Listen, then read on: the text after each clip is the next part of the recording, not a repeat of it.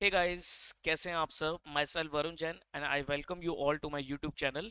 सो CA inter advance accounts. So अब आप लोगों का रिजल्ट आ गया मई 24 का। तो सितंबर में जिन लोगों का भी एग्जाम्स है, जो भी सितंबर में एग्जाम दे रहे हैं, एडवांस अकाउंट्स को किस तरीके से प्रिपेयर करें कि हम इस सब्जेक्ट में 80 प्लस मार्क्स स्कोर करें, तो उसकी पूरी स्ट्रेटेजी मैं आपको इस वीडियो में देने वाला हूं। वीडियो को पूरी देखना। थोड़ी सी लंबी रह सकती है क्योंकि मेरे को डिटेल डिस्कशन करना है, तो वीडियो पूरी देखना। इसी वीडियो में मैं आपको एबीसी एनालिसिस भी दूंगा कि आपके ए कैटेगरी में क्या आ सकता है, बी में क्या आ सकता है, सी में क्या आ सकता है। एक्सपेक्टेड पेपर पैटर्न भी बताऊंगा, किस तरीके से रिवीजन करना है वो भी बताऊंगा, और क्या क्या कॉमन बातों को ध्यान रखना है वो सब भी बताऊंगा। वीडियो पूरी अंत तक देखना, ठीक है जी। आइए जी, लेट्स डिस्कस। ये कुछ आप लोगों के लिए स्ट्रेटेजी बनाई है मैंने फॉर सितंबर 24 अटेम्प्ट। देखो जी, क्या स्ट्रेटेजी है। सबसे पहले तो आपको टारगेट बेस्ड स्टडी करनी चाहिए, ठीक है। मतलब आपको एक टारगेट बिठाना है कि मेरा टारगेट 80 प्लस होना चाहिए, कि मुझे उस अकाउंट्स के पेपर में 80 प्लस लेके आना है। देखो, कोई भी ग्रुप आपको निकालना हो, आपको एक पेपर में एग्जाम्शन जरूर लानी चाहिए।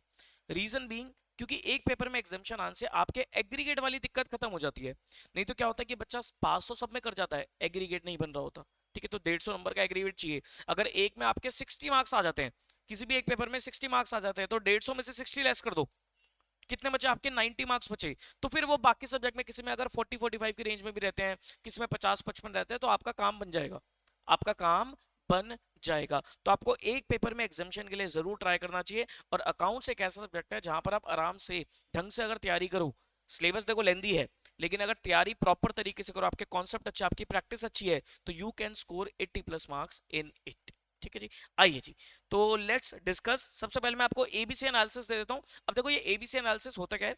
एबीसी एनालिसिस बेसिकली इसलिए बनाया जाता है कि भाई हमें कौन से टॉपिक्स पहले उठाने चाहिए, कौन से बाद में, और कौन सा सबसे एंड में। एबीसी का मतलब ये नहीं होगा, और ये कभी मत सोचना कि भाई ए और बी कर जाऊंगा तो मैं आराम से क्लियर कर जाऊंगा। नहीं, सी बिल्कुल ही नहीं करूंगा तो मेरा काम बन जाएगा। नहीं, ऐसा भी हो सकता है कि सी वाले जो टॉपिक्स है, जो मैंने आपको यहाँ पर सी में लिखे हैं, वो आ जाए एग्जाम में। जिसको मैं लीस्ट बोल रहा हूँ वो एग्जाम में आ जाए, क्योंकि देखो, सी एग्जाम्स कोई प्रिडिक्ट नहीं कर सकता, ये प्रिडिक्ट करने वाला एग्जाम नहीं है। बट स्टिल, एबीसी कैटेगरी में आपको सिर्फ एक अपने पास्ट एक्सपीरियंस थे, पास्ट में जो एग्जाम हुआ है, अभी तो हालांकि एक ही अटेम्प्ट हुआ है, लेकिन एक अटेम्प्ट को देखते हुए, इंस्टीट्यूट के अप्रोच को देखते हुए, मॉक टेस्ट को देखते हुए, आरटीपी को देखते हुए, थोड़ा एक आइडिया लग जाता है कि हाँ, ये जो ए कैटेगरी के टॉपिक्स है ये पहले कवर कर लो, इस पे थोड़ा सा फोकस ज्यादा रखो, फिर बी पे आ जाओ, फिर सी पे आ जाओ। लेकिन दोबारा बोल रहा हूं, करना सब कुछ है। पास अगर होना है, अच्छे नंबर लाने हैं, एग्जामिशन लानी है, 80 प्लस मार्क्स लाने हैं, तो आपको 100% सिलेबस करना पड़ेगा। कुछ भी मत छोड़ना, कुछ भी मत छोड़ना, ठीक है जी। आइए, सबसे पहले 80 ए कैटेगरी के टॉपिक्स पे बात करते हैं। सिलेबस थोड़ा सा अकाउंट्स का, अब अकाउंट्स का सिलेबस अच्छा खासा हो गया, लेंदी हो गया सिलेबस, तो आपको कवर अप करना आना चाहिए इसको टाइमली। देखो, ए कैटेगरी लगभग 70 टू 75 मैंने डाला, 70 से 75 नंबर के टॉपिक्स डाले। इसमें जो मुझे लगता है इस बार हाई चांस है, एक आपका financial statement of company schedule 3 का क्वेश्चन आ सकता है। पिछली बार नहीं पूछा इन्होंने, इस बार मुझे लगता है कि शेड्यूल 3 से क्वेश्चन पूछ सकते हैं, तो जरूर करके जाना।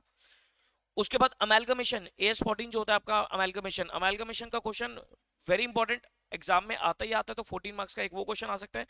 कंसोलिडेशन, कंसोलिडेशन एएस 21, 23, 27, जब भी पढ़ोगे ये तीनों एएस साथ में पढ़ना, 21, 23, 27, तो कंसोलिडेशन जरूर करके जाना।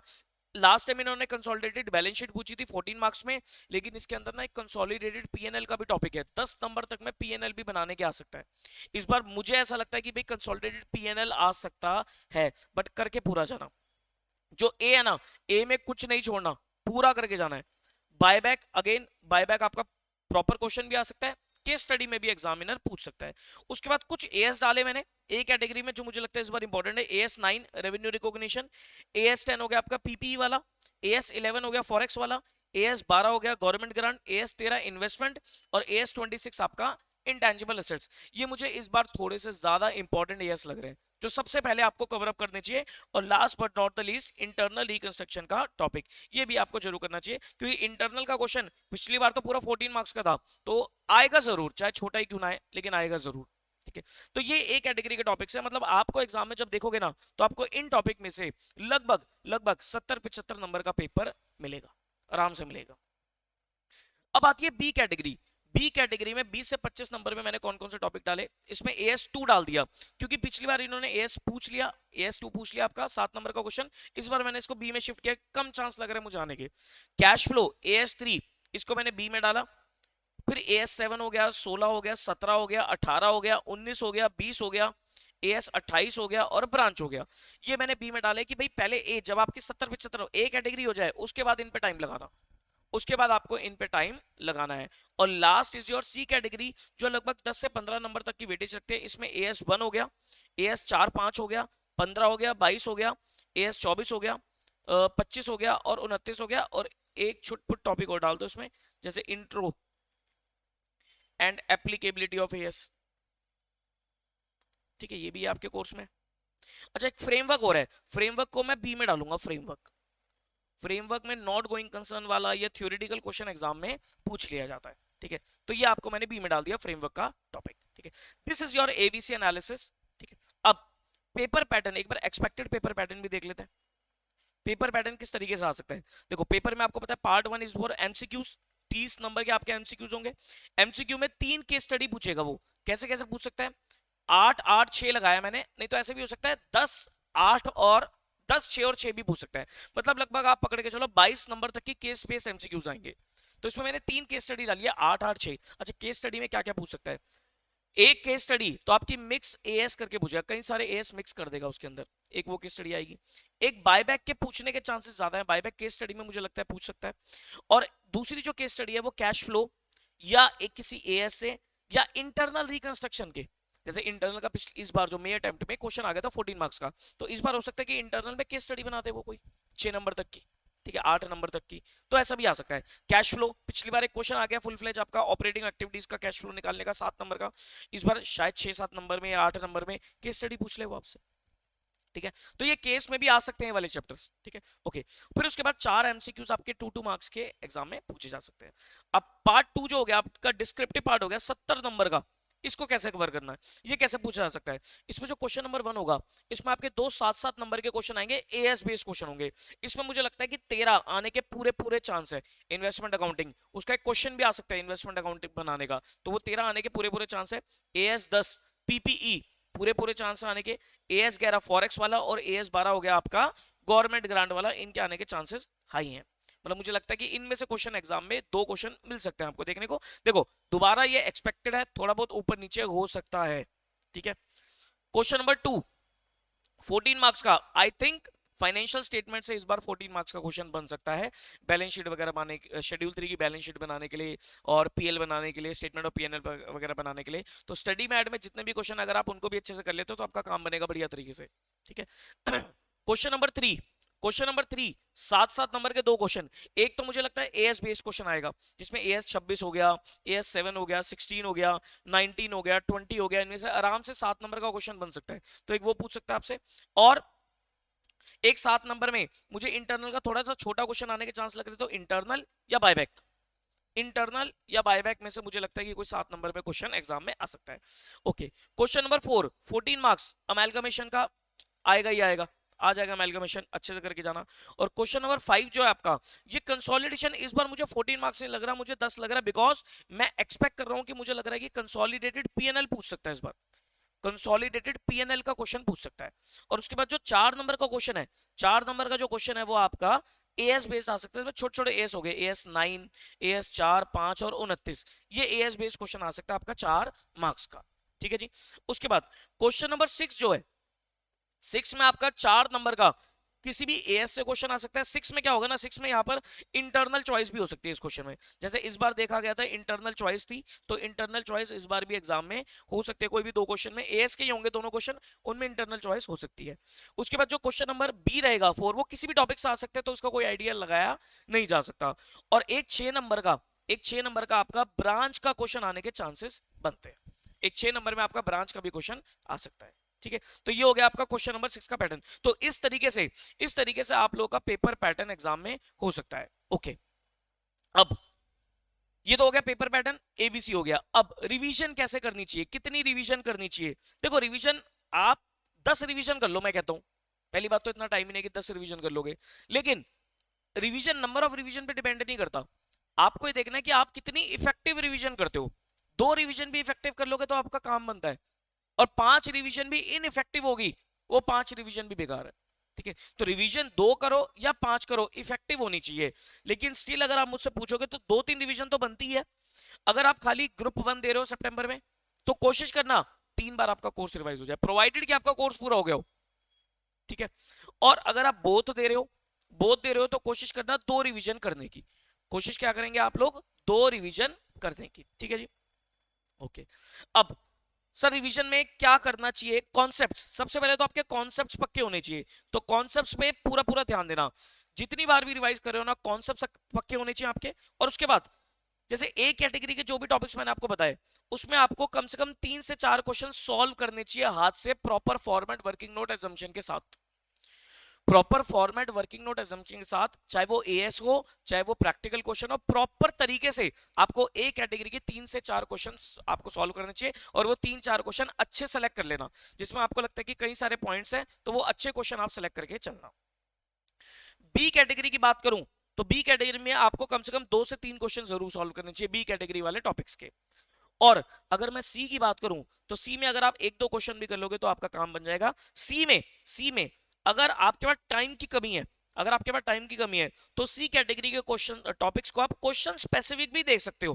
देखो अगर मान लो आपने एक बार पढ़ रखा है, एक बार आपने पढ़ रखा है और आपके पास टाइम कम है, तो सी कैटेगरी में मैं बोलूंगा कि आप खाली क्वेश्चंस भी देख जाओगे ना तो भी आपका काम बन सकता है। हालांकि ये अप्रोच इतनी अच्छी नहीं है क्योंकि बिना कॉन्सेप्ट पढ़े क्वेश्चन करने का कोई फायदा नहीं होता, लेकिन ये मैं तब बता रहा हूं अगर आपके पास टाइम कम है और आपने एक बार पढ़ रखा है तो कुछ कुछ बातें आपके दिमाग में है, तो क्वेश्चन भी अगर आप देखोगे तो वो बातें दोबारा आपकी रिकैप्चर हो जाती हैं, ठीक है जी, ओके।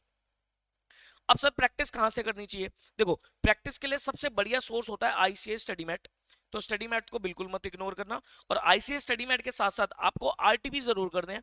आरटीबी एक तो मई 24 वाला कर लेना जो नए कोर्स का आया था, और अभी सितंबर के लिए आरटीबी आ जाएगा वो कर लेना। एमटीबी जरूर करना, एमटीबी अगेन मई 24 में इन्होंने 2 एमटीबी रिलीज करते हैं, अभी 2 सितंबर के आ जाएंगे तो 4 आपके पास एमटीबी हो जाएंगे, 2 आरटीबी हो जाएंगे, तो 6 चीजें तो ये होंगी। और एक अभी जो मई 24 का एग्जाम हुआ था वो कर लेना, वो कर लेना, ठीक है। तो ये जरूर करना, प्लस प्लस प्लस एक चीज मैं जरूर यहां पर लिखना भूल गया, एक चीज जरूर ध्यान रखना, फोकस ऑन टेस्ट, टेस्ट जरूर देना है। सर टेस्ट कितने देने चाहिए, देखो अगर आपके पास टाइम है, अगर आप एक ही ग्रुप कर रहे हो टाइम है तो आपको दो टेस्ट तो 50% सिलेबस के देने चाहिए, और कम से कम 100% सिलेबस के मॉक टेस्ट भी देने चाहिए। मतलब एक आधे सिलेबस का दे दो, एक आधे सिलेबस का दे दो, और 2 फुल कोर्स के मॉक टेस्ट दे दो। अगर आपके पास टाइम की कमी है, अगर आपके पास टाइम की कमी है तो आप क्या कर सकते हो, 2 आधे आधे सिलेबस के टेस्ट दे दो और एक फुल कोर्स मॉक टेस्ट दे दो, ठीक है। तो आप थोड़ी प्लानिंग करो टेस्ट की, कि टेस्ट देने हैं, लेकिन टेस्ट जरूर देने, टेस्ट जरूर देना, टेस्ट दिए बिना एग्जाम में मत बैठना, टेस्ट से आइडिया मिलता है आपको एग्जाम का, तो टेस्ट जरूर देना, ओके। उसके बाद आपको ना प्रॉपर एक चेकलिस्ट बनानी चाहिए, ना पढ़ने का तरीका चेंज करो, एक ऑर्गेनाइज्ड मैनर में पढ़ो, ऐसा नहीं कभी भी कुछ भी पढ़ रहे हो, नहीं, जो भी सब्जेक्ट पढ़ते हो ना ये चेकलिस्ट वाला काम बहुत अच्छा होता है अगर आप इसको प्रॉपरली फॉलो करो। आपको चेकलिस्ट हर सब्जेक्ट में बनानी चाहिए। चेकलिस्ट में क्या होना चाहिए, जब भी आप रिवीजन करते हो तो आपको एक चेकलिस्ट तैयार करनी चाहिए, आपको यहां लिखो प्रॉपर टॉपिक का नाम, टॉपिक नेम, ठीक है। फिर उसके बाद आप देखो कि आपको क्या क्या कवर करना है, जैसे आपने लिख लिया कॉन्सेप्ट्स, ठीक है।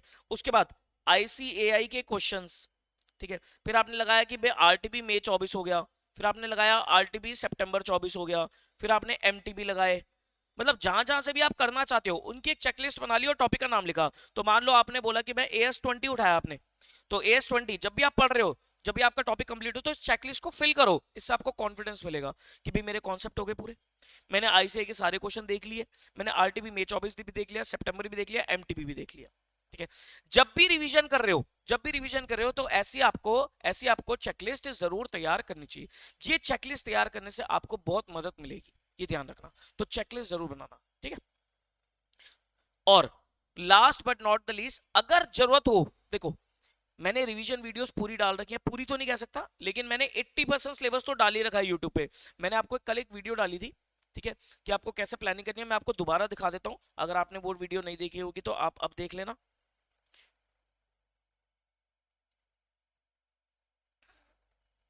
आप YouTube पे जाना और YouTube पे आप सर्च करना VJC ग्लोबल, ठीक है। VJC ग्लोबल आप सर्च करेंगे तो आप इधर प्लेलिस्ट में जाना, प्लेलिस्ट में जाएंगे तो आपको मिलेगा, इधर एक प्लेलिस्ट मिलेगी CA इंटर एडवांस अकाउंट्स, ये दिख रहा है आपको फ्री फास्ट ट्रैक, इसको क्लिक कर देना। Once everything's perfectly organized. ठीक है, ये फास्ट ट्रैक बैच, इसमें आपको लगभग 39 लेक्चर्स मिलेंगे। 39 लेक्चर्स मिलेंगे, कुछ अभी मैं और अपडेट कर दूंगा। 39 लेक्चर्स आपको मिलेंगे, कुछ अभी मैं इसके अंदर और अपडेट डाल दूंगा। तो अगर आपको लगता है कि भाई आपका थोड़ा सा कॉन्सेप्ट वीक है, तो आप इस लेक्चर्स को देखना शुरू कर सकते हो। 39 लेक्चर्स हैं, रोज के 2 लेक्चर भी अगर आप देखते हो, रोज के 2 लेक्चर भी अगर आप देखते हो, तो आपका लगभग, मैं इसको 50 कर देता हूं क्योंकि मैं अभी और डालूंगा, तो 50 लगभग आपका 25 दिन में काम कवर हो जाएगा। 25 दिन में काम कवर हो जाएगा। ठीक है, तो मतलब आप कह सकते हो फर्स्ट वीक ऑफ अगस्त तक आपका पूरा कॉन्सेप्ट पक्का हो जाएगा अकाउंट्स का, अगर आपका कॉन्सेप्ट हिला हुआ है तो। नहीं तो अगर आपको लगता है कि भाई आपके कोई पर्टिकुलर टॉपिक्स में दिक्कत है, तो आप वो टॉपिक्स पे भी जाकर यहां पर देख सकते हो। फालतू टाइम वेस्ट नहीं करना, टाइम बहुत कम है, सितंबर के लिए बहुत कम टाइम है, टाइम वेस्ट बिल्कुल मत करना। अगर आपको लगता है कि आपको आती हैं चीजें, जस्ट आपको उसको रिवाइज करना है, तो आप सेल्फ करो, सेल्फ स्टडी करो। लेकिन अगर आपको लगता है कि भाई आपको इस पर्टिकुलर टॉपिक में दिक्कत है, तो उसकी वीडियो देख सकते हो। लेकिन अगर आपको लगता है कि आपको कॉन्सेप्ट एक बार दोबारा गो थ्रू करना है, आपके हिल गए हैं कॉन्सेप्ट या ज्यादा अच्छे नहीं थे, तो पूरा आप देख सकते हो। पूरा भी अगर आप देखते हो तो फर्स्ट वीक ऑफ अगस्त तक आपका काम हो जाएगा, प्रोवाइडेड कि एक दिन में 2 लेक्चर अगर आप देखते हो, एक दिन में अगर आप 2 लेक्चर देखते हो तो। ठीक है, इस तरीके से आपका काम हो जाएगा। ठीक है, तो रिवीजन वीडियोस की अगर जरूरत पड़े तो आप यू कैन यूज, आपको बहुत अच्छी कवरेज करके दिया मैंने इसमें। रिवीजन नोट्स भी है, उसके लिए वीडियो के डिस्क्रिप्शन में टेलीग्राम चैनल, आप टेलीग्राम चैनल भी ज्वाइन कर लो, वहां पर आपको नोट्स मिलेंगे। और ये जो प्लेलिस्ट है ये मैं वीडियो के डिस्क्रिप्शन में छोड़ दूंगा, लिंक छोड़ दूंगा, तो वहां से भी आप देख सकते हो इसे। और इसमें आईसीआई स्टडी मैट के मैंने सारे क्वेश्चन डिस्कस कर लिए, सारे ही क्वेश्चन डिस्कस कर लिए, तो वो भी आपको मदद मिल जाएगी। अगर आपको किसी आईसीआई के स्टडी मैट के क्वेश्चन में टकरे हो, तो वो भी आपको यहाँ पर मिल जाएगा। मैं क्या बोला मैंने, कि अगर आपको आईसीएस स्टडी में किसी क्वेश्चन में प्रॉब्लम आती है, तो वो भी आपको मिल जाएगा। मैं एक और प्लानिंग करूंगा, मैं एक ना कोई डाउट सेशन भी प्लान कर लूंगा। पहले आप पढ़ लो, अभी नहीं, मैं डाउट सेशन भी प्लान कर लूंगा सितंबर के लिए। ठीक है, उस डाउट में अगर आपके कोई टॉपिक्स में डाउट होंगे, कोई कॉन्सेप्ट में, कोई क्वेश्चन में डाउट होंगे, तो वो सब भी हम डाउट सेशन लाइव कर लेंगे, उसमें भी डिस्कस हम कर लेंगे सितंबर के लिए। ठीक है जी, तो इस तरीके से आपको अकाउंट्स की तैयारी करनी चाहिए। एक देखो, जो हो गया हो गया, आपको अपनी कमियां ढूंढ कर उस पर आगे बढ़ना है। ठीक है, तो कमी ढूंढो और आगे बढ़ो। और मैं पूरी पूरी आपको, मतलब अगर आप ढंग से पढ़ोगे ना, तो आप आराम से पास होगे। लेकिन अगर आप ढंग से पढ़ोगे तो, बच्चे पढ़ते ही ढंग से नहीं है, उनकी अप्रोच ही सही नहीं होती पढ़ने की। ठीक है, तो अच्छे से पढ़ोगे तो जरूर आप क्लियर कर जाओगे। ठीक है, चलिए फिर ऑल द वेरी बेस्ट। कोई दिक्कत परेशानी आती है तो एक नीचे नंबर स्क्रॉल कर रहा है, ये तो ऑफिस का नंबर है, मैं आपको पर्सनली नंबर दे देता हूं अपना, 9717175748। फील फ्री टू कॉन्टैक्ट, आराम से कॉन्टैक्ट करो मुझे। बट व्हाट्सएप ही करना, व्हाट्सएप ओनली। इसमें कॉल मत करना क्योंकि अननोन नंबर मैं नहीं पिक करूंगा। व्हाट्सएप करना, व्हाट्सएप में अपना नाम बता देना, कोर्स बता देना, जो डाउट है बता देना। मेरी पूरी कोशिश रहेगी कि विद इन 24 आवर्स मैं आपको रिप्लाई दे दूंगा, रिप्लाई दे देता हूँ। ये तो इतना तो है कि मैं रिप्लाई दे देता हूँ, ऐसे नहीं कि आप भेजे जा रहे हो मैं रिप्लाई नहीं कर रहा, रिप्लाई दे दूंगा मैं आपको। ठीक है, जैसे मौका मिलेगा रिप्लाई मैं आपको दूंगा। लेकिन व्हाट्सएप करना, कॉल मत करना, फिर ये मत बोलना सर कॉल नहीं उठाते, कॉल नहीं उठेगी। ठीक है, व्हाट्सएप मिलेगा आपको। ठीक है, कोई भी दिक्कत आती है सब्जेक्ट रिलेटेड, पढ़ने रिलेटेड, तो you are free to ask me anything. ठीक है, चलिए ऑल द वेरी बेस्ट। अच्छे से पढ़ाई करो, पॉजिटिव रह के पढ़ाई करो। Bye bye.